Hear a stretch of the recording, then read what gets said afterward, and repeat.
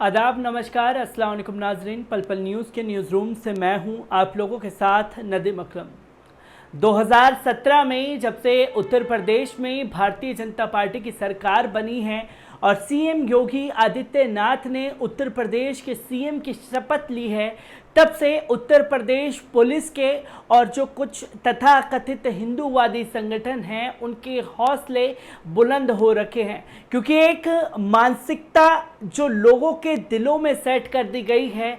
कुछ पुलिस अधिकारियों ने जिस तरीके से कार्रवाई की है उसके ऊपर सवालिया निशान लगातार खड़े होते रहे हैं, क्योंकि 2017 से अगर फहरिस्त उठा करके देखी जाए तो फहरिस्त लंबी होती जा रही है, क्योंकि हम लगातार देखते हैं कि उत्तर प्रदेश के सीएम और उत्तर प्रदेश की पुलिस ये दावे करती है कि उन्होंने क्राइम रेशो को कम कर दिया है।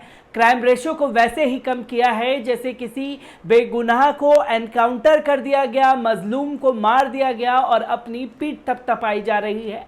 तो वहीं उत्तर प्रदेश की बहादुरी का किस्सा ऐसे भी लोगों के सामने आया है कि गन्ने के खेत में अगर किसी आरोपी को पकड़ने गई तो मुंह से ठाई ठाई की आवाज़ करते हुए उत्तर प्रदेश पुलिस अपराधियों को पकड़ लेती है। तो वहीं उत्तर प्रदेश की बहादुरी के किस्से 2019 में हमने पुरजोर तरीके से देखे, जहां पुलिस वालों ने एक तरफा कार्रवाई की और सीए एनआरसी के नाम पर जो उपद्रव मेरठ और तमाम मुस्लिम बहुल इलाकों में मचाया, उसकी तस्वीरें देश ने ही नहीं बल्कि दुनिया ने भी देखी।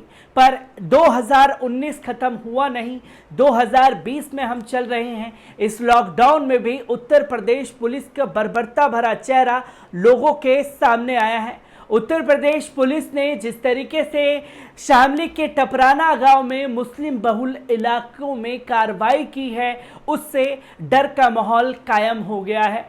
आखिरकार पूरी तस्वीर क्या आ रही है, एक बार उस पर नजर डाल लीजिए। उत्तर प्रदेश के मुजफ्फरनगर जिले के शामली शहर के टपराना गांव के 200 से अधिक मुस्लिम परिवारों ने कैराना पलायन की यादें ताज़ा कर दी हैं। उनका आरोप है कि स्थानीय पुलिस द्वारा धार्मिक अल्पसंख्यक होने के कारण उन्हें सताया जा रहा है। योगी आदित्यनाथ की सरकार ने उन्होंने उस क्षेत्र को छोड़ने की धमकी दी है जहां वे पैदा हुए थे, बड़े हुए थे और अपने घर बनाए थे। जब से भारतीय जनता पार्टी 2017 में राज्य में सरकार बनाई है और योगी आदित्यनाथ ने मुख्यमंत्री पद की शपथ ग्रहण की है, पुलिस भेदभाव के आरोपों का इतिहास भी तेज हो रहा है। ये पहला मौका नहीं है जब राज्य में कथित पुलिस उत्पीड़न के कारण मुसलमानों ने पलायन की धमकी दी।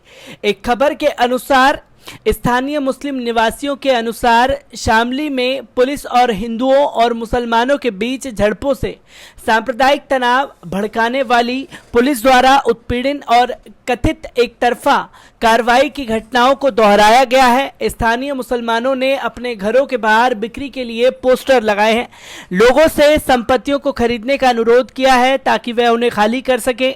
शामली शहर के हिस्से टपराना इलाके में दर्जन भर घर के बाहर पोस्टर लगाए गए हैं जिसमें लिखा है कि ये घर बिक्री के लिए है, हम पुलिस और उसके मुखबिरों द्वारा की गई बर्बरता के कारण पीड़ित हैं और पलायन करने के लिए मजबूर हैं।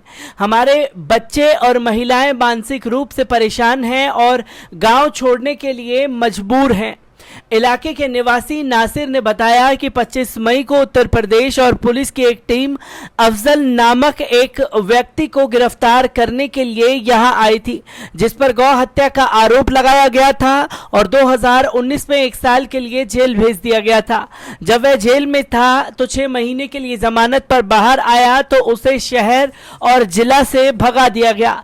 जब वह अपने परिवार के साथ ईद मनाने के लिए घर वापस लौटा तो एक मुखबिर ने पुलिस को अफजल के बारे में बताया।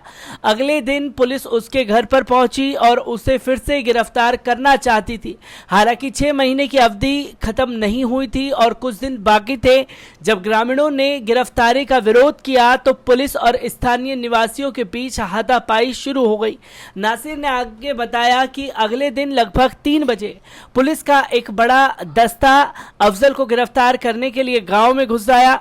जब ग्रामीणों ने पुलिस का सामना किया और हिरासत को रोकने की कोशिश की तो पुलिस ने जानबूझकर मुस्लिम घरों में तोड़फोड़ की, महिलाओं के साथ दुर्व्यवहार किया, नकदी और गहने लूटे। जिन्होंने उनका विरोध किया उन्हें पुलिस ने बेरहमी से पीटा।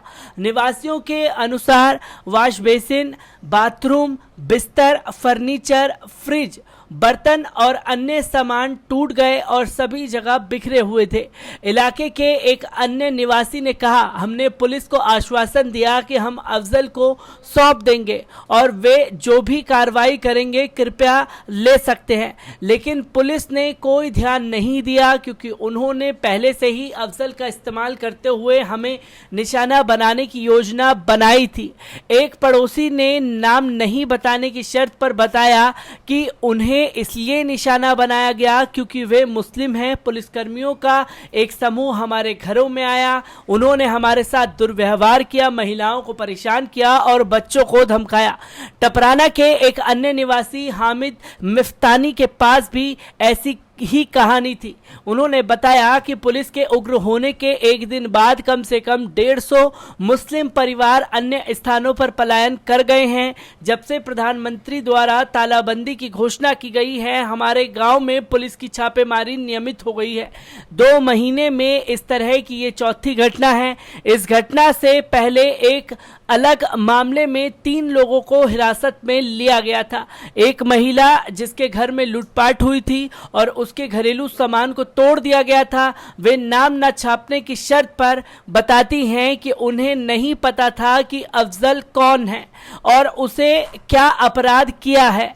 महिला ने बताया कि लेकिन जिस तरह से पुलिसकर्मी उग्र थे और हमें पीट रहे थे, ऐसा लग रहा था कि वह एक लक्ष्य लेकर आए हैं जो हमें मारना था। वहां कोई महिला पुलिस अधिकारी नहीं थी और वे महिलाओं के साथ क्रूरता कर रहे थे।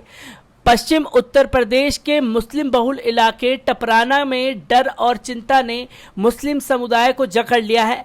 28 से अधिक लोगों को जेल भेजे जाने के बाद तनाव बढ़ गया है। पुलिस एक तटस्थ एजेंसी की तरह काम करती है। वे केवल मुसलमानों पर मुकदमा चलाने के लिए जाते हैं। समुदाय के कई सदस्य पुलिस के भय के कारण अन्य स्थानों पर चले गए। ये पहली बार नहीं है कि मुसलमानों को निशाना बनाया गया है। पहले जब सीए एनआरसी के खिलाफ देशव्यापी विरोध प्रदर्शन चल रहे थे, यूपी पुलिस द्वारा उत्पीड़न के समान उदाहरण थे। टपाना के एक अन्य स्थानीय फैज खान ने बताया कि पुलिस द्वारा दिखाए गए हालिया आचरण के बाद लोग डर गए हैं। जिस तरह से पुलिसकर्मी ने महिलाओं बच्चों को परेशान किया और घरों में तोड़फोड़ की है। पुलिस अधीक्षक विनीत जायसवाल ने बताया कि भारतीय दंड संहिता आईपीसी की विभिन्न धाराओं के तहत 100 लोगों के खिलाफ मामला दर्ज किया गया है और उनमें से 30 लोगों को अब तक गिरफ्तार किया जा चुका है। जायसवाल ने बताया कि 26 मई को पुलिस की एक टीम गौहत्या के आरोपी 2 लोगों को गिरफ्तार करने गई थी। कुछ ग्रामीणों ने पथराव करना शुरू कर दिया, उसे मुक्त कराने में कामयाब रहे। उन्होंने कहा कि 26 लोगों को गिरफ्तार किया गया था और 2 ने अदालत में आत्मसमर्पण किया है। जब निवासियों के दावों के बारे में सवाल किया गया कि पुलिस ने उनके घरों में घुसकर उनके सामान को तोड़ दिया, तो एसपी ने पुलिस की बर्बरता के आरोप को खारिज कर दिया। उन्होंने कहा पुलिस छापेमारी कर रही थी, वे गौ हत्या के उन आरोपी के गिरफ्तार करना चाहती थी जिन्हें 6 महीने की अवधि पूरी होने से पहले ही भगा दिया गया था और घर लौट आए थे। हम केवल उसे हिरासत में लेना चाहते थे। ये पहली बार नहीं है जब पश्चिम उत्तर प्रदेश में ऐसी घटना सामने आई है।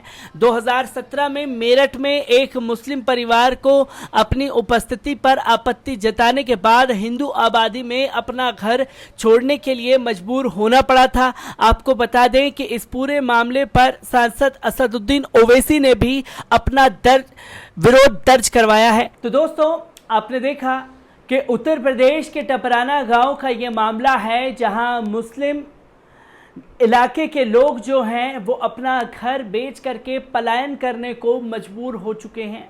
उन लोगों ने अपने घरों के मकान पर ये मकान बिकाऊ है के पोस्टर लगा दिए हैं और ये भी साफ तौर पर लिखा है कि हम पुलिस की एक तरफा कार्रवाई से परेशान हो चुके हैं, हमें टारगेट किया जा रहा है जिससे हम मकान बेच करके दूसरी जगह जाना चाहते हैं। ये इससे पहले शामली में कई बार देखा गया, मुजफ्फरनगर में देखा गया कि किस तरह उत्तर प्रदेश पुलिस एक तरफा कार्रवाई करके मजलूमों को परेशान करती है और ख़ास तौर पर मुस्लिमों को निशाना बना रही है। एक अफजाल नाम के शख्स की गिरफ्तारी को लेकर के बवाल मचा और जब स्थानीय लोगों से कुछ मीडिया कर्मियों ने बात की तो उन्होंने साफ तौर पर कहा, हमें निशाना सिर्फ इसलिए बनाया गया कि हम मुस्लिम थे। और किस तरीके का उपद्रव मचाया उसकी तस्वीरों से ये साफ जाहिर होता है कि उत्तर प्रदेश पुलिस का टपराना गांव को लेकर के कुछ अलग ही दशा और दिशा थी, जिसे वो अपनी आइडियोलॉजी के साथ एक ठिकाने लगा देना चाहते थे। मैं उत्तर प्रदेश शामली के टपराना गांव से जुड़ी हर एक अपडेट को लेकर के आप लोगों के सामने हाजिर होता रहूंगा। तब तक के लिए दीजिए मुझे इजाज़त। शुक्रिया।